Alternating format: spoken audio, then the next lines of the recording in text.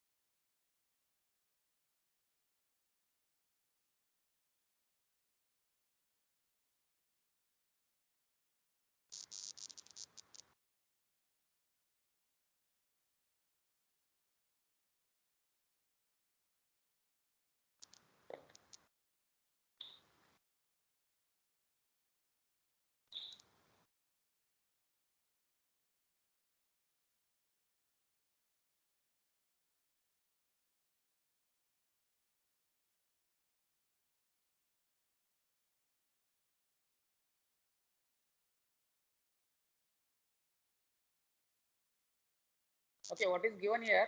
A full beam of 30x cotton yarn is 24,000 meter in length and contains 420 ends. Right? So they have given here yarn tex. Yarn tex is 30. Yarn tex is 30. So that yarn you are going to warp, right? Which has a 24,000 meter length, right?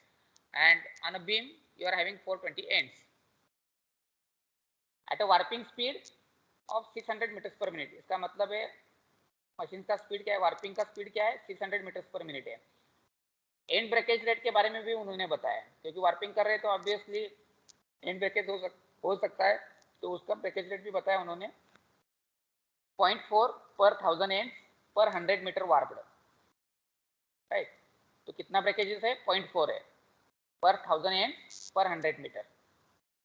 The stop time for repair being 0.9 minutes पर break. Repair करने के लिए कितना stop time है उनका, 0.9 minute. तो उतना time लगता है एक ब्रेक को करेक्ट करने के लिए. Each beam changes takes 5 minute. Obviously warping कर रहे तो एक बीम खत्म होगा तो दूसरा बीम लगाना पड़ेगा एज पर the required length of the material. कितना लेंथ आपको चाहिए उसके हिसाब से आपको नंबर ऑफ बीम्स बनाना पड़ता है. तो बीम चेंज के लिए 5 मिनट लगता है. And every beam plus creel change takes 15 minute. एक बार आपको क्रिल भी चेंज करना पड़ता है पूरा जब लॉट चालू होता है तो उसके लिए आपको टाइम लगता है 15 minute. If supply beam contain sufficient yarn for 3 beams, जो भी आप कोन और चीज लगा रहे हो क्रिल में, उसमें इतना मटेरियल है कि आपके 3 बीम बन सकते हैं, आपके 3 बीम बन सकते हैं. तो उन्होंने पूछा है determine the running efficiency, the mass of yarn on the full beam and the minimum mass of yarn supply package.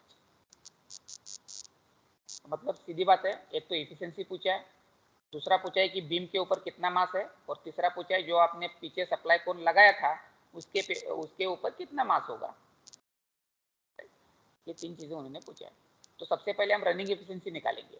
Running efficiency निकालने का फॉर्मूला सबको पता है, फिर भी मैं यहाँ पे एक बार बताता हूँ रनिंग इफिशिएंसी कैसे निकालते हैं. Running efficiency is equal to actual running time, actual running time divided by total time. क्योंकि रनिंग इफिशिएंसी हम निकाल रहे हैं. रनिंग इफिशिएंसी का मतलब क्या रहता है कि मशीन कितने टाइम तक रन हो गया. अब 8 घंटे का शिफ्ट रहता है, इसका मतलब ये नहीं कि 8 घंटा पूरा मशीन चलता रहता है. मशीन बीच बीच में स्टॉप होता रहेगा ना, तो स्टॉप होने के कुछ रीजंस रहेंगे, तो उस टाइम को आपको कंसिडर करना पड़ेगा, निकालना पड़ेगा. 8 घंटे में से अगर 4 घंटा चलता है, इसका मतलब आपका रनिंग इफिशिएंसी 50% हो गया. सीधी बात है. तो इसीलिए फॉर्मूला कैसे बना, actual running time to the total time. Total time क्यों यहाँ पे लिया, क्योंकि मशीन पूरा 8 घंटे के लिए चलता नहीं. वो टोटल टाइम आपको कंसिडर करना पड़ेगा, आपका कितना टाइम पे बंद हो गया, रनिंग टाइम कितना था और कितना टाइम के लिए बंद हो गया, उसके रिलेशन में आपको एक्चुअल टाइम निकालना पड़ेगा। मतलब 8 घंटा आपका टोटल टाइम है, उसमें से 4 घंटा चला, मतलब 4/8 × 100 वो आपका हो जाएगा रनिंग एफिशिएंसी, आपका हो जाएगा रनिंग एफिशिएंसी। तो वही लॉजिक यहाँ पे यूज कर रहे हैं, सिंपल लॉजिक है, यहाँ पे कुछ रॉकेट साइंस जैसा लॉजिक है नहीं। 8 घंटे में से 4 घंटा मशीन चलाए तो 4 / 8 × 100 that is your running efficiency, simple. अब यहाँ पे हम देखते हैं कि इतना सीधा है भी नहीं है, यहाँ पे अपने को बहुत से पैरामीटर से उसको कंसिडर करना पड़ता है जब हम टोटल टाइम निकालते हैं। तो जब हम टोटल टाइम निकालते हैं, अब यहाँ पे फॉर्मूला तो हमें पता चला रनिंग एफिशिएंसी का, क्या करना है, running efficiency is equal to actual running time divide by total time into 100। तो ठीक है, actual running time divide by total time to 100। अब एक्चुअल रनिंग टाइम कैसे निकालेंगे, अब we can able to calculate the actual running, क्योंकि दोनों चीजें अपने पास है नहीं।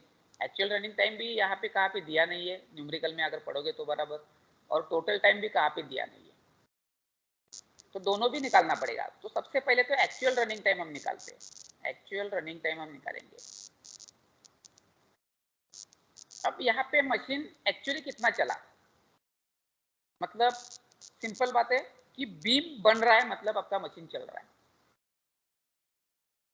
बीम स्टॉप हो गया, इसकी वजह से स्टॉप हो गया, वो अलग बात है, उसको पकड़ना नहीं। जितना टाइम बीम चलेगा उतना टाइम मुझे चाहिए। 8 घंटे में से 4 घंटा चल रहा है, तो 4 घंटा चल रहा है, मुझे आंसर आना चाहिए, इसको बोलते हैं रनिंग टाइम। तो रनिंग टाइम में हम कितना बीम चलता है वो देखते हैं, विदाउट स्टॉपेजेस, विदाउट स्टॉपेजेस। तो actual running time without stop चलेगा, मतलब क्या चलेगा, 24,000 मीटर लेंथ बन रहा है बीम के ऊपर, तो उतना बनेगा।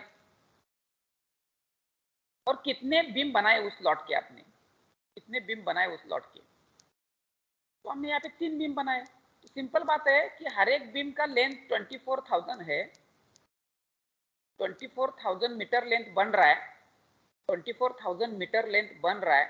ऐसे हम 3 बीम बना रहे, ऐसे हम 3 बीम बना रहे, तो 3 बीम के लिए इतना मटेरियल चल रहा है 24,000 मीटर हर एक बीम के लिए। अब ये जो मटेरियल बन रहा है, ये जो मटेरियल निकल रहा है, वो कितने स्पीड से निकल रहा है, उसको अगर हम ले लेंगे पिक्चर में, तो आपका रनिंग टाइम आ जाएगा, आपका रनिंग टाइम आ जाएगा। यहाँ पे उसका स्पीड क्या है, वार्पिंग स्पीड क्या है, 600 मीटर्स पर मिनट। तो हम लेते हैं 600 मीटर्स पर मिनट। देखो कितना लेंथ बन रहा है आपका, इतना लेंथ बन रहा है 24,000 इंटू 3, राइट। बट ये लेंथ आने के लिए आपका स्पीड क्या है, वो टाइम डिसाइड करेगा आपका, वो टाइम डिसाइड करेगा। 100 मीटर लेंथ बन रहा है, और 100 मीटर लेंथ बनने के लिए हमारा मिनट में स्पीड चल रहा है 10 metres per minute, 10 metres per minute. तो कितना टाइम लगेगा इसको आने के लिए, so divide by 10, 10 minutes will required, simple calculation. So same thing I have taken here. How much length we are producing, 24,000 meter length we are producing, right? But likewise 3 separate beams we are producing, मतलब 24,000 into 3, इतना length हम बना रहे हैं warping में उस particular lot के लिए, और वार्पिंग का स्पीड है आपका 600 metres per minute. If you divide this by 600 you will get the answer. क्या आंसर मिलेगा आपको, 120 metres per minute, sorry 120 minutes, 120 minutes. So 120 minute आपके पास क्या आ गया, रनिंग टाइम आ गया, एक्चुअल रनिंग टाइम। इतने टाइम के लिए मशीन चलने ही वाला है आपका, इतने टाइम के लिए मशीन चलने ही वाला है, कुछ भी हो जाए 120 मिनट चलने ही वाला है वो। सो एक्चुअल रनिंग टाइम अभी अपने पास आ गया। मैं यहाँ पे लिख लेता हूँ, मुझे जगह चाहिए इसलिए मैं यहाँ पे लिखता हूँ थोड़ा 120।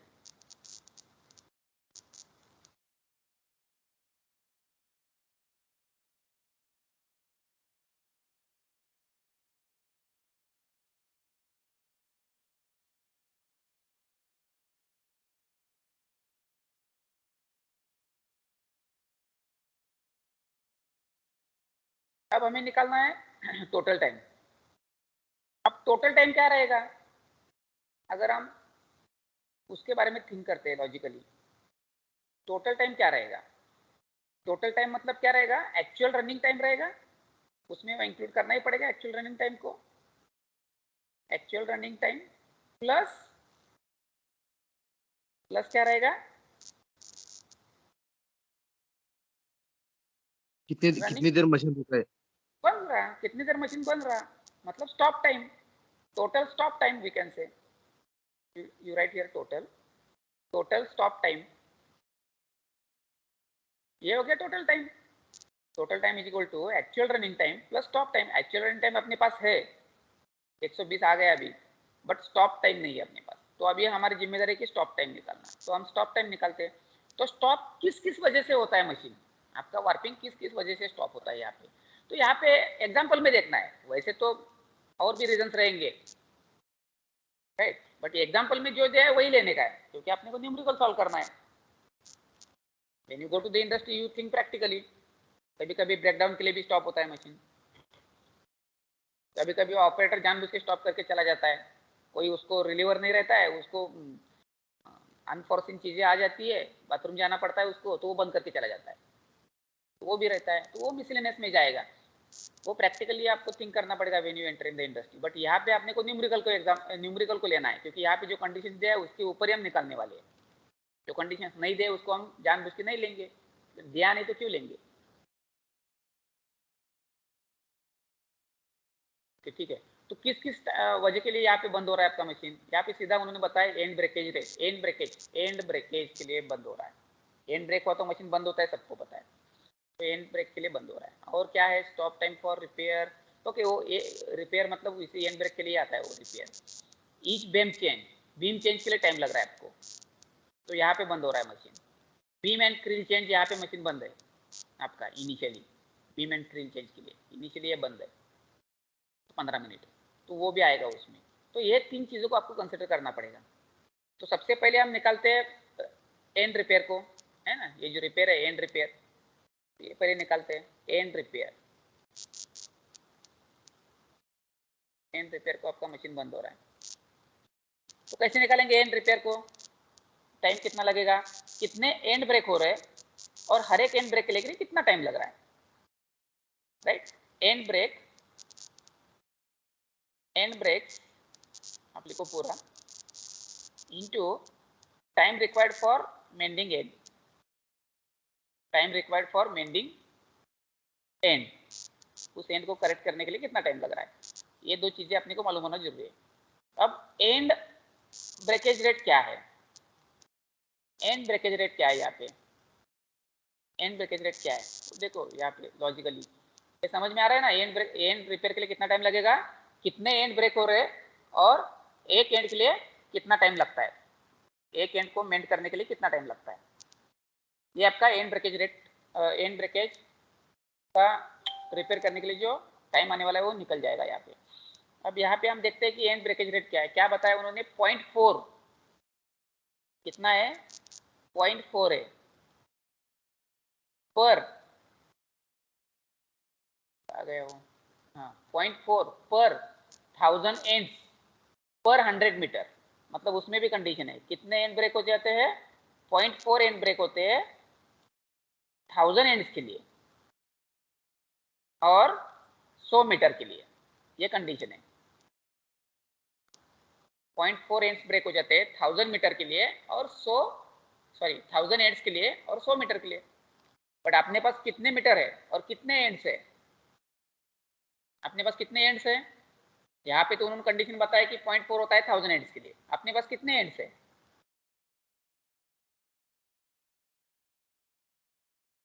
420 एंड्स है, so that 420 will take at numerator, 420 ends है, राइट। और मीटर बताया उन्होंने, मीटर पूछा है, तो कितना मीटर है अपने पास, या तो 100 मीटर के लिए बोला है उन्होंने, हाँ कितना मीटर है, 24,000 सही है क्या 24,000 सही है क्या आंसर,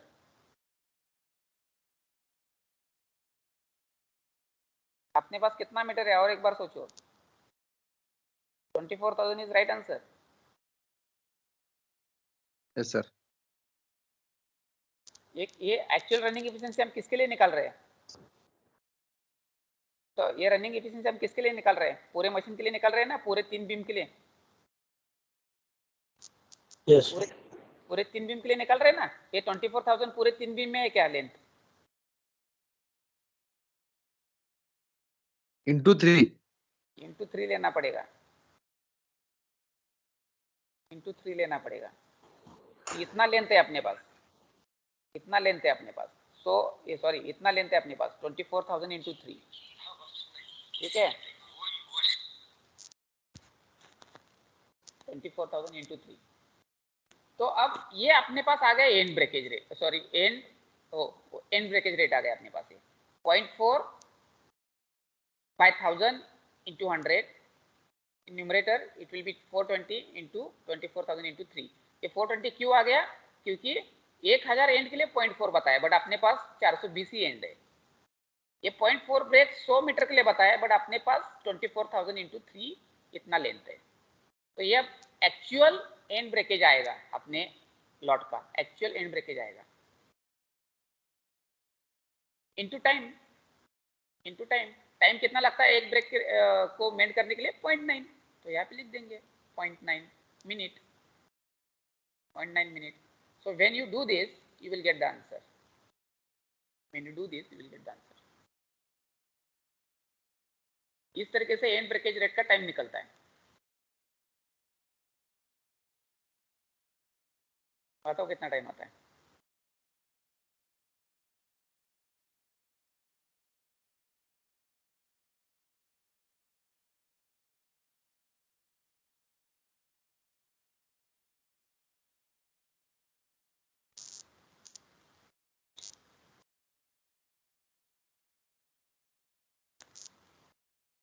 One not 8.86. 108.86। 86. चलो राउंड में ले लेते हैं हम 109 मिनट, 109 मिनट। तो इसको आता है, आप उतना ही रखो 108.86 जो आता है। तो इसको आपका एंड रिपेयर का टाइम लग रहा है 109 मिनट, 109 मिनट। तो चलो आगे चलते हैं। अब और किसके लिए मशीन स्टॉप हो रहा है? एंड ब्रेकेज का तो निकाला आपने। सेकंड यहाँ पे देखो बीम चेंज के लिए स्टॉप हो रहा है, तो यहाँ पे हम निकालेंगे बीम चेंज का टाइम, बीम चेंज का टाइम। अब यहाँ पे कितने बीम बन रहे हैं? 3 बीम बन रहे हैं, बट 3 बीम में से बीम चेंज के लिए हम 2 ही ले लेंगे, और एक का यहाँ पे कवर्ड है बीम प्लस स्क्रीन चेंज, एक का यहाँ पे कवर्ड है। बीम प्लस स्क्रीन चेंज के लिए 15 मिनट लगता है, और बचे 2 बीम फिर, तो 2 बीम को आपको चेंज करना है। तो यहाँ पे आएगा 2 into 5, एक बीम चेंज करने के लिए 5 मिनट लगता है। 2 ही क्यों लिया? वहाँ पे रीजन है अपने पास। 2 ही क्यों लिया? क्योंकि एक तो पूरा स्क्रीन चेंज में चला जाता है टाइम, जब पूरा क्रील चेंज होता है, लॉट चेंज होता है, तो उसके साथ साथ बीम भी निकल जाता है बाहर, ठीक है? तो इसलिए उसको उस 15 मिनट्स में लिया है, और बचे हुए 2 को बीम चेंज में लिया है 2 into 5, 10 मिनट्स। तो बीम चेंज के लिए 10 मिनट्स लगता है। फिर आगे चलते हैं अभी, और किसके लिए स्टॉप होता है? Beam plus creel change, beam plus creel change कितना टाइम लग रहा है? 15 मिनट। वहाँ कुछ कैलकुलेशन करने की जरूरत नहीं, सीधा सीधा दिया है उन्होंने 15 मिनट। अब हम टोटल स्टॉप टाइम निकाल सकते हैं, टोटल स्टॉप टाइम निकाल सकते हैं यहाँ पे, क्योंकि अभी और कुछ दिया है क्या स्टॉप होने लायक? कुछ दिया है क्या यहाँ पे? कुछ नहीं दिया है। If you read the numerical you will get the idea. और कुछ दिया नहीं उन्होंने। टोटल स्टॉप टाइम मतलब क्या आएगा? अभी ये तीनों का एडिशन आएगा, and breakage mending time plus beam change time plus beam plus creel change time. तो ये कितना था? 109 प्लस बीम चेंज के लिए 10 minute plus beam plus creel change के लिए 15 मिनट।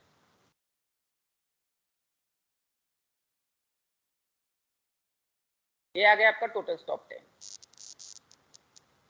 कितना आया टोटल स्टॉप टाइम बताओ? 134. 134 मिनट्स, 134 मिनट्स आ गए। अभी आपके पास टोटल स्टॉप टाइम आ गया, तो आप टोटल टाइम निकाल सकते हो ना। Total time is equal to actual running time plus total stop time,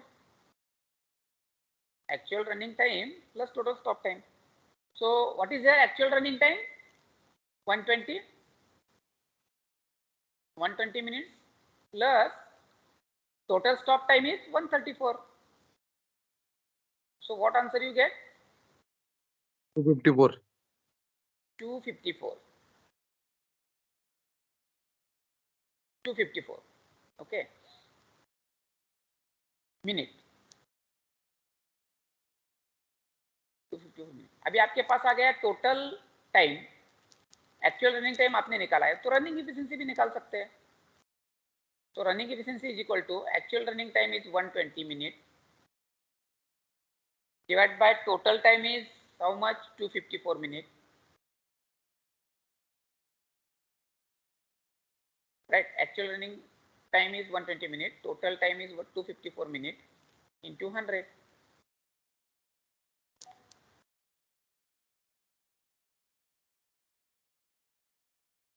बताओ 47.24%. 47.24, 47.24%. So your running efficiency is 47.24%, 47.24%.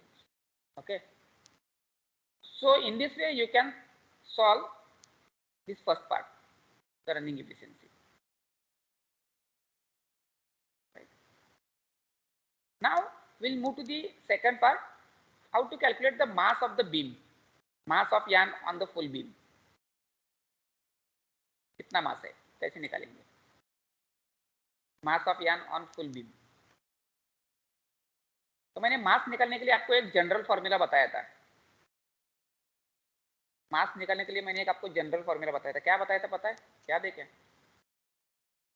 Concept बताया था मैंने general, length into length into linear density, length into linear density.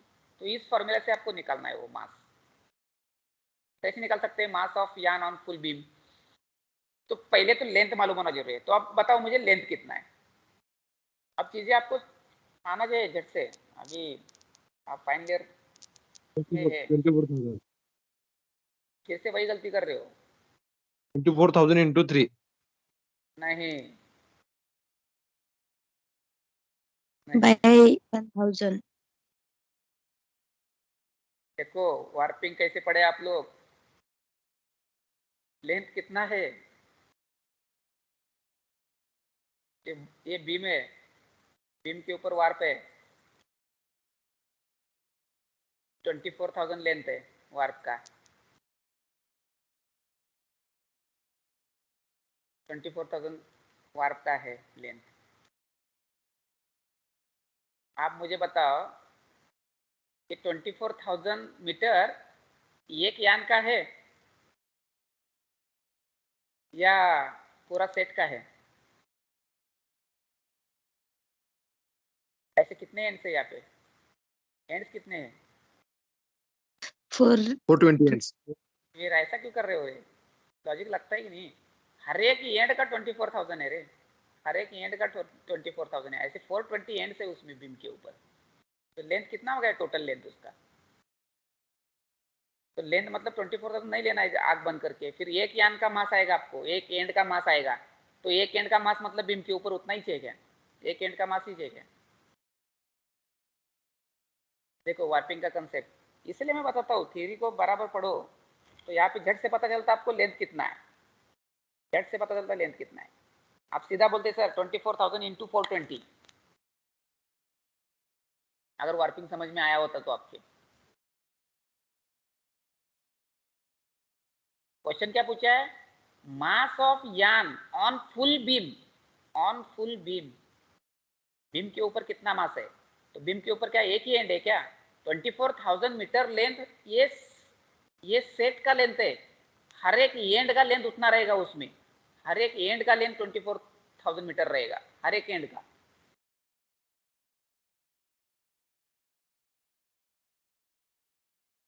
So here you have to take 420, तो take 420। अब ये metre में आ गया, 24,000 into 420, ये मीटर में लेंथ आ गया। हमें वेट निकालना है, हम टेक सिस्टम यूज करते हैं जनरली, ये जनरल फार्मूला से जनरली हम टेक सिस्टम यूज करते हैं। तो डिवाइड बाय 1000 करना पड़ेगा, because I need a length in kilometre, length in kilometre, वो जनरल फार्मूला हमने देखा है, length in kilometre into linear density. So divide by 1000, ये आ गया किलोमीटर लेंथ, ये आ गया आपका किलोमीटर लेंथ।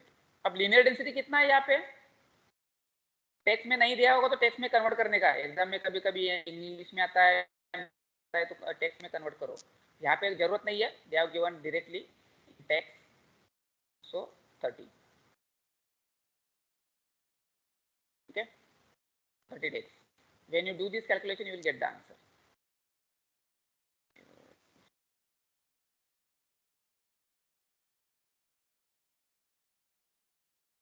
बताओ कितना आता है कैलकुलेट करके। 302400।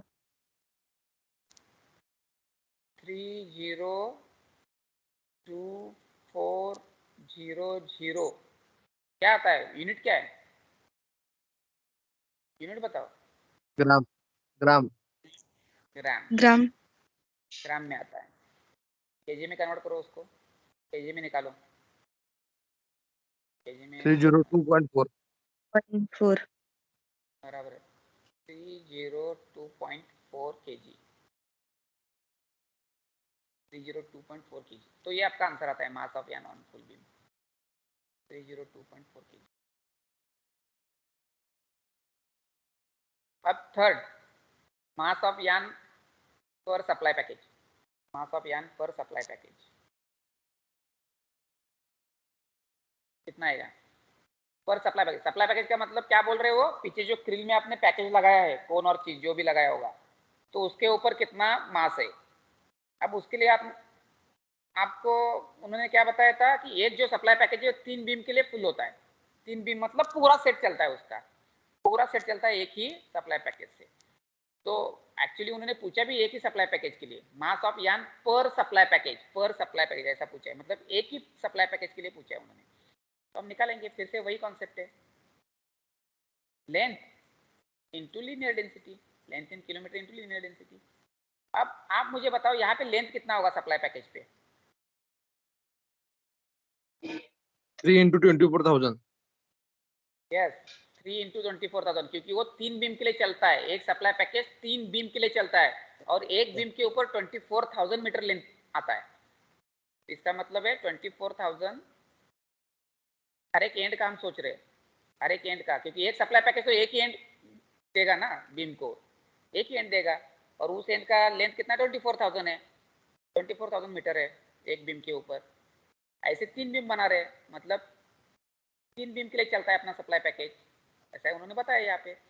24,000 इंटू 3, फिर से डिवाइड बाय 1000, डिवाइड बाय 1000 क्यों कर रहा हूँ, कन्वर्जन के लिए किलोमीटर में। और टैक्स, यान का टैक्स फिर से वही 30। अब बताओ आंसर क्या आता है।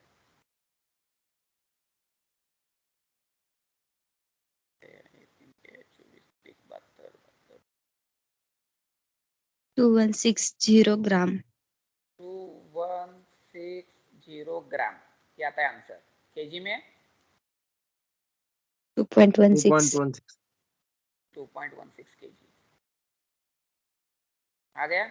इतना रहता है जनरली, कौन के ऊपर रहता है, 2-2.25 किलो का कौन रहता है जनरली, जनरली प्रैक्टिकली का देखोगे तो 2-2.25 किलो का रहता है बहुत से बार, कभी 2.5 किलो रहता है, कभी 1.25 किलो रहता है, डिपेंड्स इंडस्ट्री के ऊपर।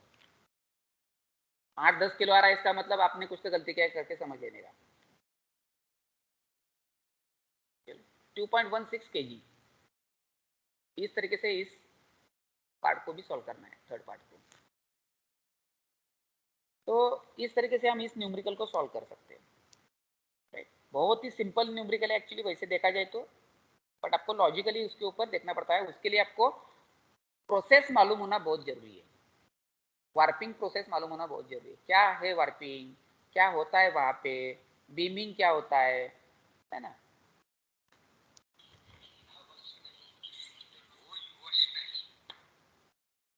चलो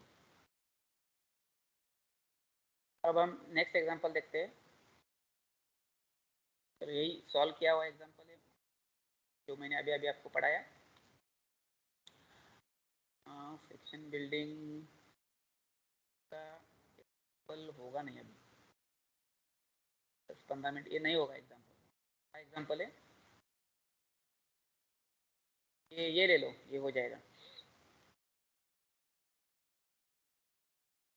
तो सेक्शन बिल्ड का वो हम नेक्स्ट लेक्चर में देख लेंगे उसको, बड़ा एग्जांपल टाइम लगेगा उसको।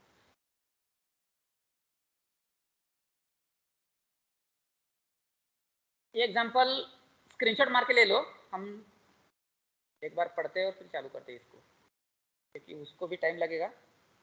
अपने पास खाली 10 मिनट है।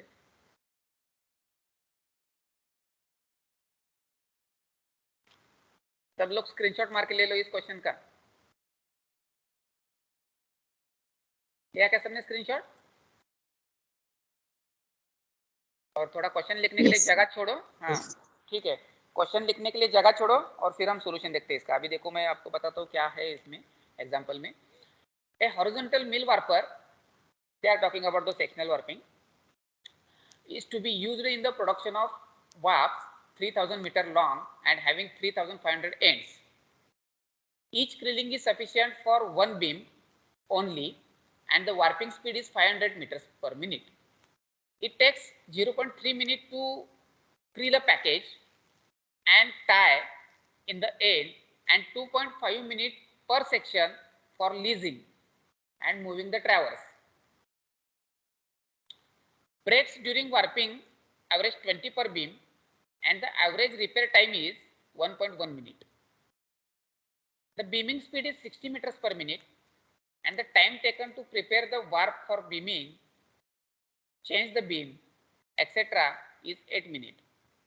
Determine the time to complete a beam if krill capacity is 520 supply packages and one operative performing all the tasks. Here again they are asked to calculate the efficiency, time to complete. They are asked to calculate the efficiency, running efficiency of the machine. You can say running efficiency. अब ये sectional warping के बारे में पूछा है। Previous question beam warping का था, अब ये सेक्शनल वार्पिंग का है। सेम है थिंग, कुछ फर्क है नहीं। यहाँ पे फिर से हम देखते हैं वन बाय वन, तो आपको समझ में आएगा। Running efficiency is equal to what? क्या रहता है running efficiency is equal to actual running time divided by total time, right? Total time. अब यहाँ पे हम एक्चुअल रनिंग टाइम निकालेंगे। सबसे पहले हम थोड़ा सा फास्ट लेंगे एग्जाम्पल को, क्योंकि टाइम लगेगा नहीं तो। एक्चुअल रनिंग टाइम हम यहाँ पे निकालेंगे। एग्जाम्पल सॉल्व करते समय ही मैं आपको कॉन्सेप्ट बता दूंगा इस मशीन का जो है।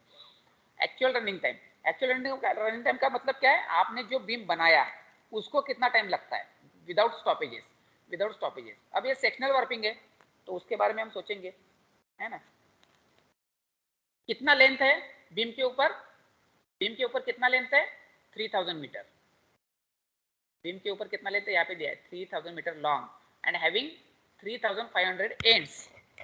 ओके, तो एंड्स के बारे में तो बाद में सोचेंगे हम, क्योंकि अभी तो खाली अपने को रनिंग टाइम निकालना है। तो कितना रन हो रहा है? 3000 मीटर, 3000 मीटर रन हो रहा है, डिवाइडेड बाय उसका मशीन का स्पीड। कितना आता है मशीन का स्पीड? कितना बताया यहाँ पे? Warping speed is 500, warping speed is 500। तो ये मशीन का स्पीड हम ले लेंगे यहाँ पे, ले लेंगे यहाँ पे। फॉर्मूला क्या है? जनरल फॉर्मूला क्या है? Running metre divide by machine speed, ये फॉर्मूला है। Running metre divide by machine speed. तो यहाँ पे रनिंग मीटर है 3000 मीटर और मशीन स्पीड है 500, मशीन स्पीड है 500 मीटर्स पर मिनट।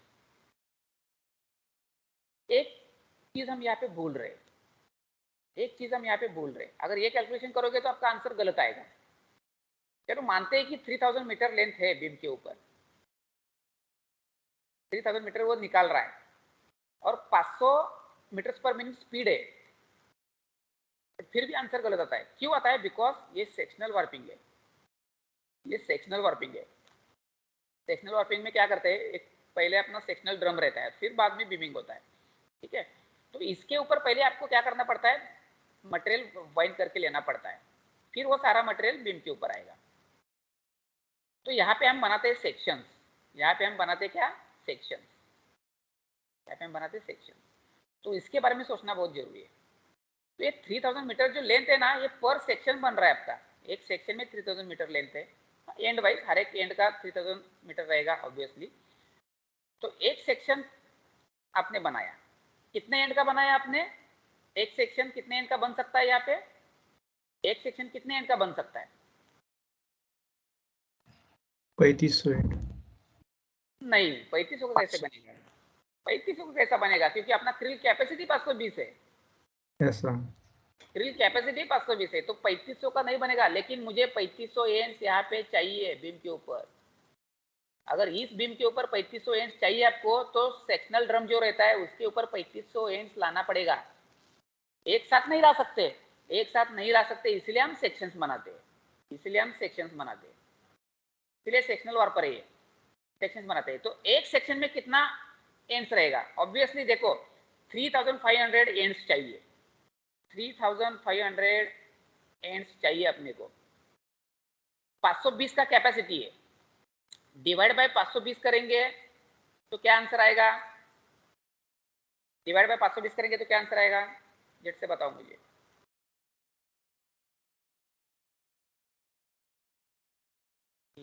सेवन, नहीं, गलती कर रहे हो आप, फिर से गलती कर रहे हो। 6.73. हाँ 6.730। कहाँ पे आपको राउंड फिगर लेना है और कहाँ पे राउंड फिगर लेना नहीं, ये समझ ही नहीं आता अभी तक आपको। 6.73, 6.73 सेक्शन बना सकता हूँ क्या मैं?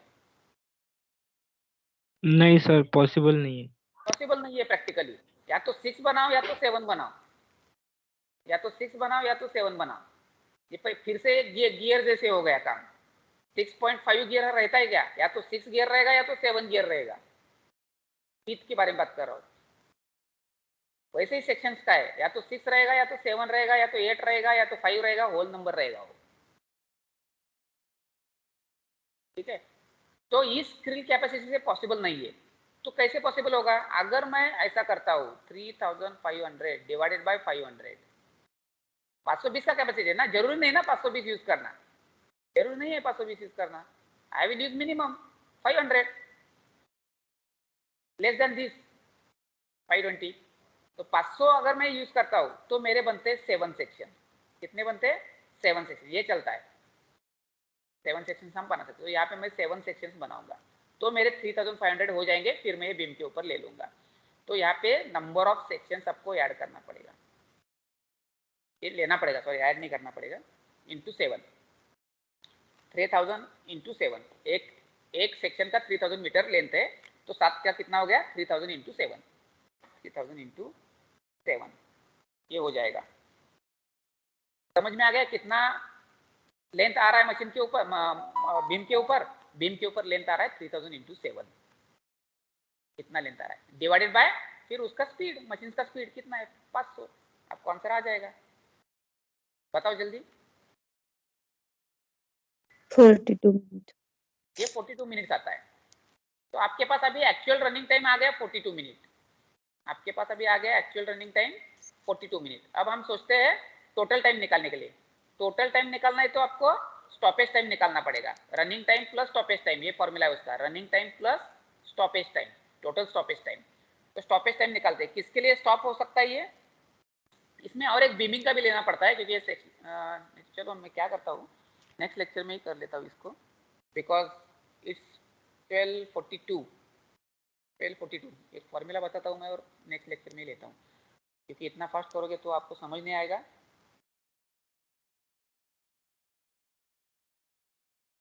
हाँ, ये टोटल स्टॉप टाइम हम कैसे निकाल सकते हैं,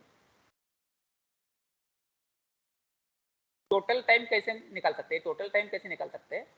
तो इसमें हमने देखा था कि पिछले एग्जांपल में running time plus total stop time, ये देखा था हमने, टोटल टाइम निकालने के लिए running time plus total stop time निकाला था। इसमें और एक चीज ऐड हो जाती है, इसमें और एक चीज ऐड होती है, क्योंकि ये सेक्शनल वार्पिंग है, क्योंकि ये सेक्शनल वार्पिंग है। क्या होने वाला है पता है? ये क्या था अपना सेक्शनल ड्रम था, सेक्शनल ड्रम के ऊपर हमने सेक्शंस डाले तो 3500 एंड्स आ गए उसके ऊपर। फिर उसके बाद में ये क्या करेंगे हम, ये क्या है अपना एक्चुअल बीम है, ये क्या है अपना एक्चुअल बीम है। आप सबने सेक्शनल वार्पिंग देखा है, ये अपना एक्चुअल बीम है। अब ये सारे एंड्स हम क्या कर रहे हैं, बीम के ऊपर ले रहे हैं और यहाँ पे 3500 एंड्स का बीम बना रहे हैं। तो इस प्रोसेस को क्या बोलते हैं, इस प्रोसेस को क्या बोलते हैं, इस प्रोसेस को बोलते हैं बीमिंग, इस प्रोसेस को क्या बोलते हैं, बीमिंग, राइट। तो इसको टाइम लगेगा ना, यहाँ पे तो मटेरियल आपने वाइंड कर लिया, बट ये करने के बाद ये सेक्शंस आप आगे लोगे, इसके ऊपर डालोगे, फिर इसके ऊपर रन करोगे और ये 3500 एंड्स और कितना जो भी मीटरेज है वो सारा मीटरेज इसके ऊपर लाओगे, तो उसको टाइम लगेगा, तो उसको बोलते हैं बीमिंग टाइम। तो यहाँ पे आपको लेना पड़ता है बीमिंग टाइम। तो यहाँ पे फॉर्मूला थोड़ा चेंज हो जाता है पिछले एग्जाम्पल से, प्रीवियस एग्जाम्पल से। तो total time is what, running time plus stop time plus beaming time, running time plus stop time plus beaming time. So this much you have to take. अब मैंने concept आपको बताया है, अगर आप सॉल्व करके ला सकते हो तो सॉल्व करो, अदरवाइज कल के लेक्चर में हम ये सॉल्व करेंगे और फिर आगे वाला एग्जाम्पल देखेंगे। So today will stop here.